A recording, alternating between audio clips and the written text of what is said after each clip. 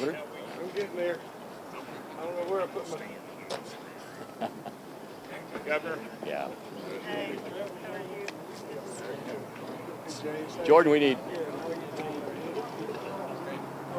Hang on a minute, Governor. I can't seem to get the audio up. Okay, you got to yell it. Yeah. Jordan to bring... Jordan. Bring me... We up? Where's Jordan? We've been up then, haven't we? He's back there a little bit. I'm sorry? We got a few extra chairs up front if you'd like to come on up and have Tell a him seat. to come up here. Come on up a little closer. Jordan. Oh, Jordan. Jordan Governor wants you. I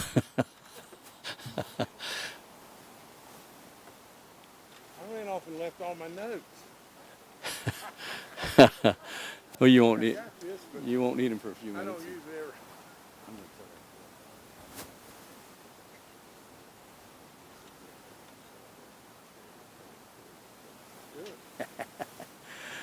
All right, ladies and gentlemen, again, good afternoon. Welcome. This is a great day in Bluefield, Mercer County. And I also want to say holiday greetings. Today is a special day here in Bluefield. Governor Justice is here, of course, and he's going to cut the ribbon. And then you are going to be first to go on the new highway. He's going to lead you out of here up to the highway up on the corner. It's about 3 miles or so, but you'll be the first to cross the bridge. And because this bridge to nowhere now goes somewhere. And, of course, yeah. It's a short distance, but it's the beginning of an economic boost with a new safe highway here in southern West Virginia. I'm Randy Dameron with the West Virginia Department of Transportation, and when the governor cuts the ribbon in a few minutes, just saying it might snow a little bit, but don't be alarmed, just a little snow. Great opportunity for a photo, and I'll cue you in. How long has it been that this road has been on the drawing board? A long time. Connecting Airport Road to the Christine Elmore West Memorial Bridge. It's been a long time, but thanks to Governor Justice's Roads to Prosperity program, today it is a reality.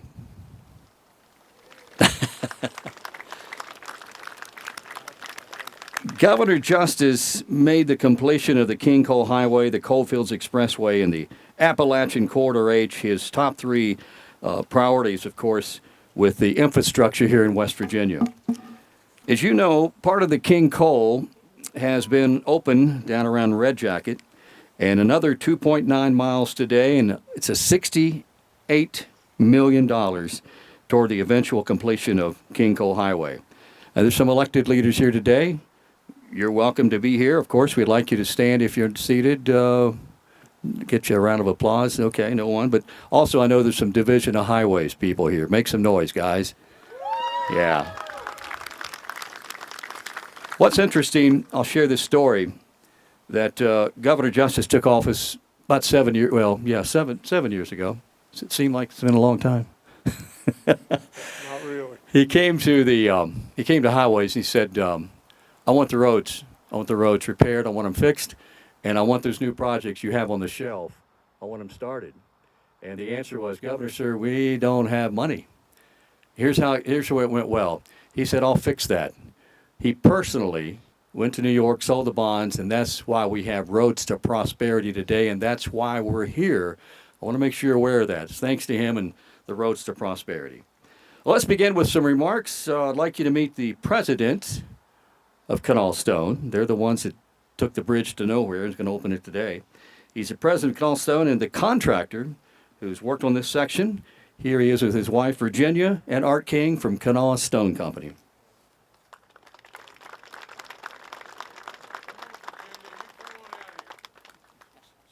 She's gonna make some comments too. She's all part of this team.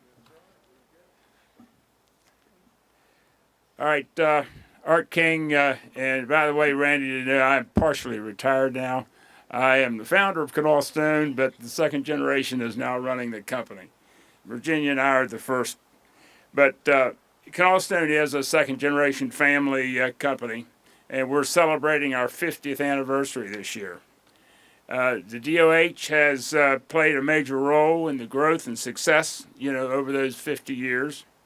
And it all started with the first DOH job the flood work in 1985, where our company tripled in size over 3 weeks, and it put us on a path to have $1 million of revenue for the first time.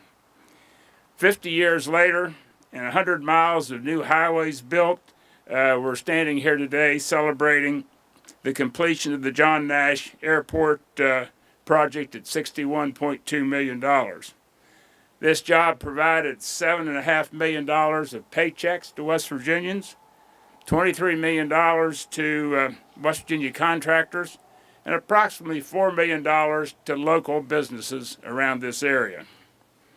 Along with this job and 17 others that we have completed totaling $248 million, Governor, we and our employees thank you for the Roads to Prosperity program.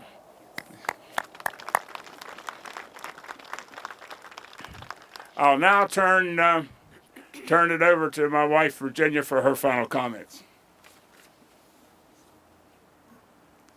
So I have to say, we prefer to build roads and bridges instead of making speeches. So my comments will be very brief. Also, just to clarify, when we talk about building bridges, that means subcontracting to quality bridge building contractors like Orders Constructions. And they were the bridge contractor that finished this job for us. This project is a significant one for us. Kanawha Stone was involved with the earlier King Cole Highway Bridge to Nowhere project. In fact, Brian Evans, who was our superintendent on this project, also worked on that project. That was 20 years ago in 2003. So, anyways, with this governor and this ribbon cutting, it's now complete. We want to thank the Highway Department for the opportunity to help grow our business over the past 50 years. We also want to thank Governor Justice for his Roads to Prosperity program and his economic development successes. What a positive difference you have made for West Virginians and the state of West Virginia. Thank you so much. So we are looking forward to him taking his good old West Virginian common sense and his get-it-done abilities to the United States Senate. It sure needs it at times, so we wish you a lot of luck there. Thank you. Thank you.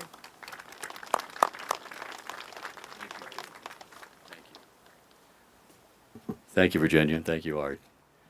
You know, every organization needs quality leadership, and we certainly have that in the Division of Highways and the Department of Transportation. And it's my pleasure to introduce to you the Secretary of Transportation and, of course, the leader of our Highways Department, Mr. Jimmy Riston. Welcome to Bluefield, everybody. This is a great afternoon. This is fantastic. This one means something. Art, Virginia, this was a tough one. We had to grind on this one, Governor. This was tough. Oh.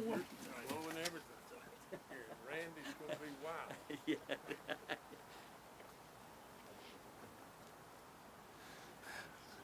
But I got to tell you, what Art and Virginia just told you is exactly right. The Roads to Prosperity program saved the state. Completely turned around the Division of Highways. Look at those guys in those vests back there. Look how much pride they have. Look at those smiles on their faces. Instead of going home to their families this evening, they come down here to be with you to show off what they can do. And that's what they're doing each and every day. And we're doing it with our great contracting partners, and Art, you and Virginia, so you're my favorites. We have tough jobs. We take on tough jobs, but we get them done. We absolutely do. Governor, you give me a tough job, a tough job. Build this road, get it done. Told me to get it done before he leaves office. He didn't tell me which office, though. We're going to get it done. This one's important. This bridge stood here for year after year after year. But once again, we're out here cutting a ribbon on a project that lingered and lingered and lingered. It's not going to be too long. We're going to be over on the other end of this road doing a groundbreaking. It's not going to be too long after that. We're going to cut a ribbon there. The next section just behind this one is already under design. I think my engineering consulting firm is here today. They're already working on the design back there. Virginia, Art, I agree with you. If I get just a little help in Washington and get some of that overreaching federal agencies to help me just a little bit where I can actually put shovels in the ground, we're going to get it done. And we're certainly going to get quarter H done. Before you leave this office, we're going to get that under contract. Absolutely. We've worked hard, Governor. We've worked hard together. We've built great partnerships because we had a model to work off of. The cabinet that you put around you works together. This is what government is supposed to do. All cabinet secretaries, we meet every week. We talk to each other almost every day.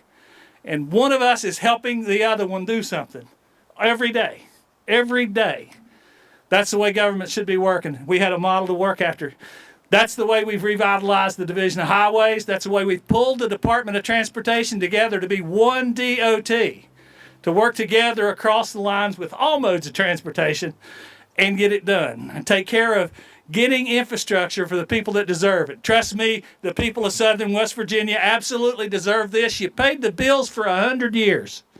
This is the payback. Projects just like this. Governor, thank you for your leadership. Thank you for all the support you have given me. This is why I just told the legislature yesterday, we let $1 billion in construction contracts this year. $1 billion. Twice that has happened. Once in 2019 under your leadership, and we're going to come just a little short. We're going to be in second place. I think it's dollars. But twice $1 billion in the last 3 years. Unbelievable. Today we have $4 billion of active construction projects going on all across the state. Another $1 billion of engineering work getting ready for those next $1 billion programs out there. And all those folks in those wonderful vests out there, they're taking care of their secondary roads, patching every pothole by Memorial Day, getting them fixed. Mowing, ditching, stabilizing the shoulders, focusing on those secondary roads, the roads that really mean something to you, the roads in front of your house, the roads that you go drive to church.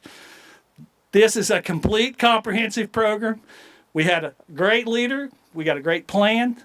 We're executing the plan, and it's showing. It's showing. West Virginia is set to prosper for years to come. Thank you, Governor. And I'll turn it over to you, and it's my great honor to once again, on a project that lingered and lingered, to introduce the great governor of the state of West Virginia, Jim Justice.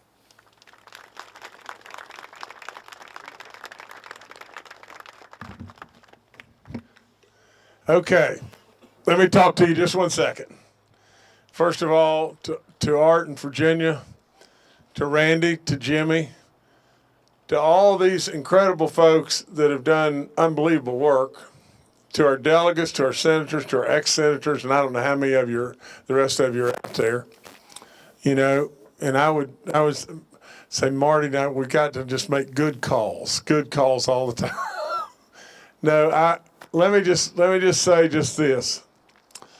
All of us, every last one of us have pulled the rope together. Every last one of us. And I mean it.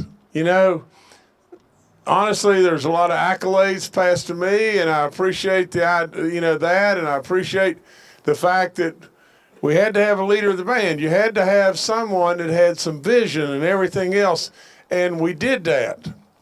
But really, every single day, these folks that are out there, and they've got their reflector tape and all that stuff on, God knows what a job they do.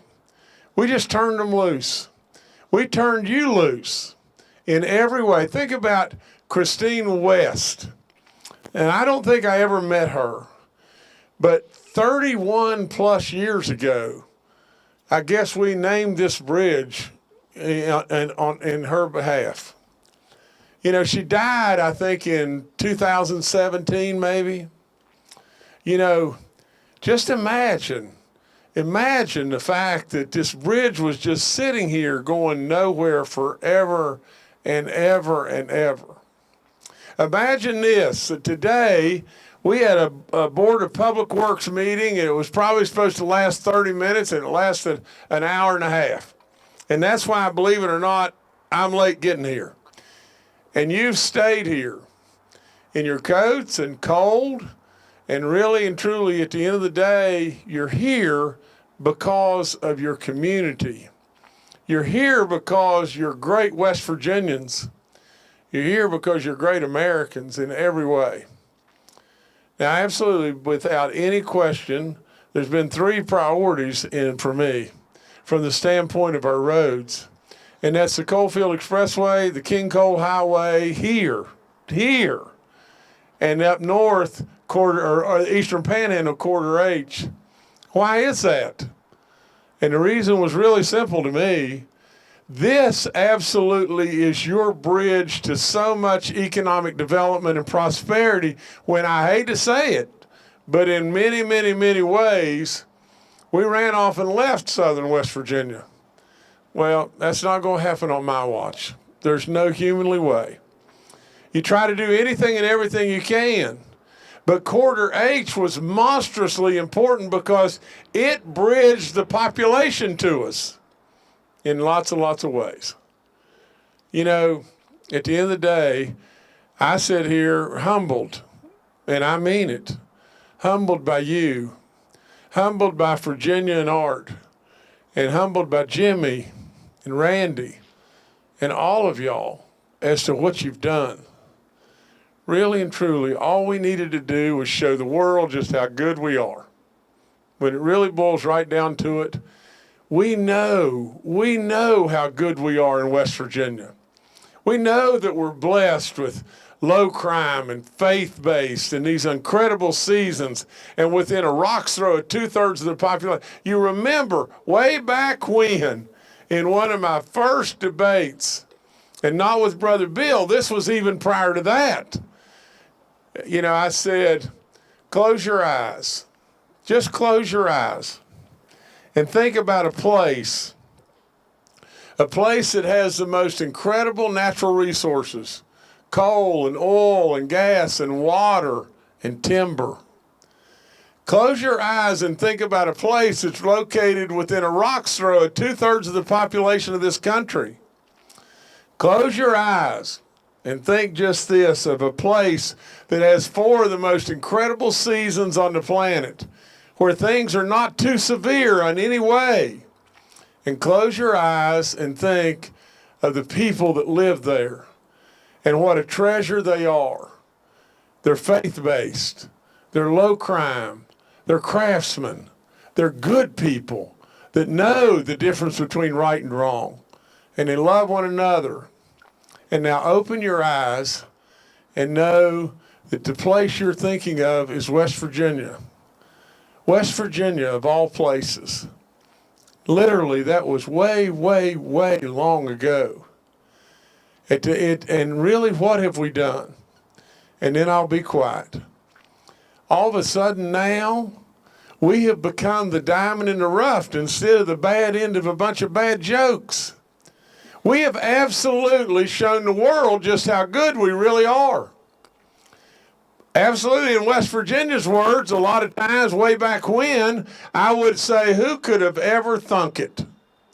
Who could have ever thunk that the governor of all things would be flashing a bulldog's butt to Bette Midler? And who would have ever thunk it that West Virginia would be on the World Travel Guide saying, West Virginia's the place to go? All they did was wake up to us. At the end of the day, on the first day, in the first day of the state, I said, we've got to make education our centerpiece. Why? We had to get on a pathway of changing our image to the outside world. We had to give them a taste of who we really are. And today, thank God above, finally, This connects us to the airport and connects us to economic prosperity and development that's beyond belief. Now, I'll end by saying this. I really, truly believe God always shows up. Maybe not on our timetables, but he always shows up. You know, really, when it really boils right down to it, this may just blow you away, but you've probably heard this a little bit before. But when I was going into office, I'm sitting there thinking, what in the world am I going to do? You know, for all practical purposes, our state's bankrupt. What are you going to do? You've got to create an instant job. I mean, it doesn't cut it to go up there on top of that hill and just level out a spot and hope like crazy that some business is going to come. That's not going to work. You got to have an instant job now, right this minute. Now listen, there's times when I think I'm a pretty smart guy, and there's other times I think, good God, you couldn't possibly be that dumb. But when it really boils right down to it, I'm not smart enough to have come up with this. And of all things, to block this out, I was in the shower, and it just hit me like a ton of bricks. I said, just wonder what it would take for every breathing West Virginian, every one of us. What would it take? What would it take money-wise for all of us if we let every road job on the books right now? Everything we had halfway planned, everything. Let them all. Because that would be the key to an instant job all over the place. That's what we did. And lo and behold, we took off like a rocket ship. Literally, that's exactly what we did. Who gave us the idea? Not Jim Justice. God above gave us the idea. And off we went. So with all that, I say to you, I love you with all my soul. You make me so proud, it's unbelievable. I don't want anything. I've never wanted anything. Absolutely all I want is you to do really good. So just keep at it. Thank you for coming out in the cold.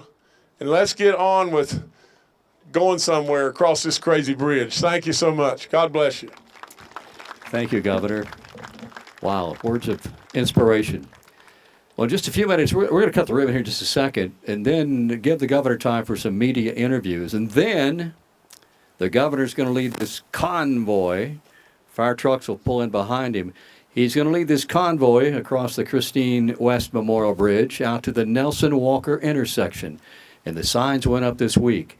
And, Governor, we're going to get you with a picture before you leave as well. 2 new signs went up this week, and we're glad for that. Okay. Here's what we're going to do. We're going to count down, and Governor, if you'll be so kind, sir, and let's get, but Governor, I think we have one more guest that I believe wants to join you. You know, you might say this is the holiday season, and some people might say this road today is a gift from Santa Claus, too. You think? Let's see if we can get Santa up here to help aid and assist you with cutting the ribbon. What do you say?